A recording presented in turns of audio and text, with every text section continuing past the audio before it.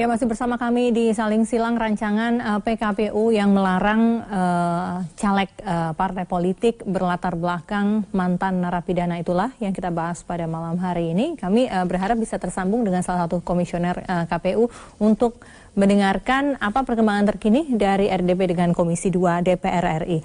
Saya ke Romo Beni. Romo Beni, dari pembicaraan tadi, ini masih berkutat soal kalau kemudian aturan hukum di atasnya memang sebetulnya sudah membatasi, begitu nanti jangan-jangan KPU yang menyalahi aturan hukum yang di atasnya. Enggak, ini persoalan kan tentang bagaimana orang selalu kan berargumen di balik hukum. Kalau ada kemauan, kehendak politik untuk memperbaiki, itu sebenarnya kan norma hukum itu tidak harus menjadi hal yang terpenting. Tapi ada nggak politik will dari anggota DPR, dari partai politik untuk melihat kalau kita ingin berpolitik bermartabat, ayo kita perbaiki. Tapi kalau dia membicara seperti ini, kan berarti ada motif kan. Ada mengapa takut gitu loh. Kalau memang kita ingin politik beradab, ayo sekarang kita tata. Jadi dengan kriteria di mana peradaban politik itu harus dibangun. Ini sikap Anda pribadi atau bisa ya, saya quote ini sebagai sikap dari pemerintah? Pemerintah sikap pribadi. Khawatir begitu ya? Ini bukan sikap pemerintah. Kan tidak, dalam arti di sini kan tidak mewakili pemerintah.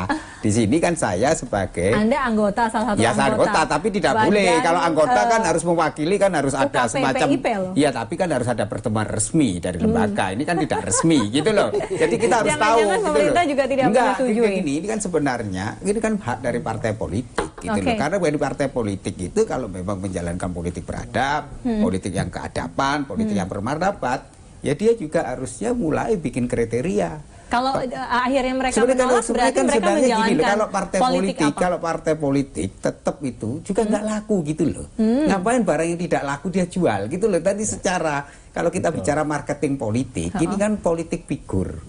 Lah figur itu kan harus dicari figur yang memang memiliki daya tarik, daya jual, dan memiliki sesuatu yang punya nilai. Ini kan tapi sebenarnya gitu mereka tidak menolak ansih ya, ada batasan-batasan begitu. Makanya sebenarnya kalau nggak nolak, ya sudah DPR, ayo kita putusin bersama, kan logikanya kan bikin aja revisi itu cepet kok kalau ada politik will kan. Kalau nggak ada politik will, itu yang sulit. Oke, baiklah. Kita sudah tersambung dengan Wahyu Setiawan, salah satu komisioner KPU. Mas Wahyu, selamat malam.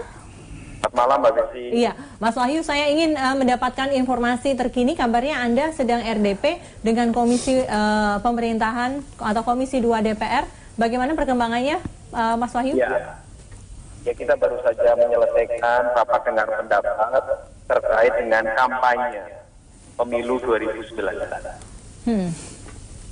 Masih belum rampung, sih akan dilanjutkan Senin pekan depan. Oke, salah satu yang dibahas apakah mengenai wacana rancangan PKPU mengenai caleg ex-napi dilarang begitu bagi partai politik? Oh, belum, Mbak. Oh, belum sampai di situ. Akan dibahas Senin pekan depan, Mbak. Oh, oke, baik. Berarti mari kita bicara soal wacana tersebut. Apa yang menjadi concern dari KPU sehingga akhirnya memunculkan wacana ini? Iya. Sebenarnya cita-cita untuk membentuk penyelenggara negara yang bersih dan bebas KKN kan cita-cita semua kita, Mbak. Iya. Sehingga kita dorong dalam rancangan PKPU agar mantan narapidana koruptor itu tidak diperkenankan untuk menjadi calon. Ini juga sekaligus seruan moral kepada partai politik dan juga seruan edukasi kepada pemilih. Jadi kita menyerukan ini bermakna ganda, seruan kepada partai politik, juga seruan kepada pemilih sebagai bentuk edukasi kepada pemilih. Tapi belum banyak yang meradang loh, Mas Wahyu, mohon maaf saya potong. Alasan yudisilnya atau legalitas reasoningnya adalah bahwa Undang-Undang Pemilu 7 2017 pasal 240 membatasi hanya untuk yang hukumannya inkrah di atas 5 tahun, bukan yang di bawah 5 tahun. Ya, tentu saja kita menyadari, Mbak Peci, bahwa ini pasti akan menimbulkan perdebatan. Tetapi ini merupakan ikhtiar KPU untuk bersama-sama kita menawarkan konsep di dalam rapat dengar pendapat. kita lihat perkembangannya apakah Komisi 2 DPR RI akan merespon ini dengan bagaimana. Kita tunggu hari Senin itu, Pak. Kalau kemudian Komisi 2 DPR menyanggah usulan KPU dengan alasan pasal 240 Undang-Undang 7 2017, apa alasan KPU untuk menangkisnya? Ya, ini kan juga memerlukan berbagai upaya, misalnya revisi terbatas undang-undang. Itu dimungkinkan apa tidak? Kita sekarang juga sedang berkomunikasi dengan partai politik untuk mendukung upaya rancangan PKPU melalui revisi terbatas undang-undang. Ada jalan lain, misalnya judicial review melalui Mahkamah Konstitusi. Ini juga kami pertimbangkan untuk kita tempuh. Oke, jadi masih ada celah hukumnya melakukan revisi terbatas kalau kemudian DPR RI-nya mau begitu ya, atau kemudian uji materi sekalian begitu.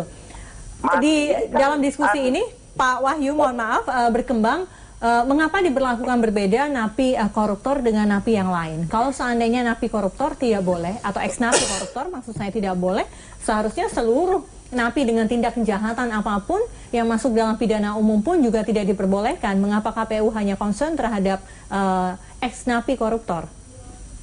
Iya, karena sebenarnya dalam pemahaman kami, korupsi itu kan kejahatan yang dalam persepsi kami luar biasa daya rusaknya. Dan ini mestinya menjadi perhatian kita semua warga bangsa ini. Banyak orang yang berpandangan mestinya ada efek jera untuk koruptor, ada efek jera untuk koruptor. Lalu bagaimana membangun efek jera itu? Nah, kami mengupayakan terobosan ini sebagai bagian tidak terpisahkan dalam rangka membentuk penyelenggara negara yang bersih dan bebas kakak. Secara personal, petinggi-petinggi partai politik secara substansial mendukung gagasan KPU.